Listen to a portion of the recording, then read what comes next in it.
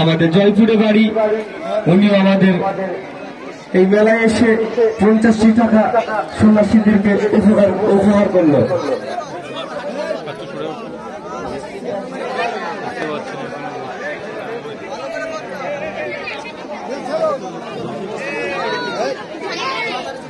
যারা মানত করেছেন চরকে যে আমি বাতাসা দেব, সন্দেশ দেব, আপনাদের উদ্দেশ্যে বলছি, ওগুলো নিয়ে এসে আমাদের চরক গাছের গোড়ায় দিয়ে আপনারা ভক্তি নেবেন, সন্ন্যাসীদের কাছে ভক্তি নেবেন, নিয়ে আপনারা আপনাদের মনের বাসনা জানাবেন।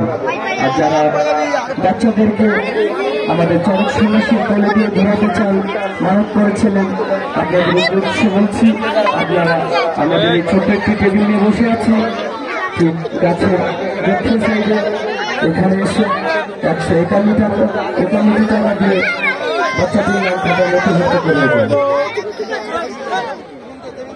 অভিজিৎ বিশ্বাস তিনি ইতিমধ্যে 100 টাকা উপহার করলেন।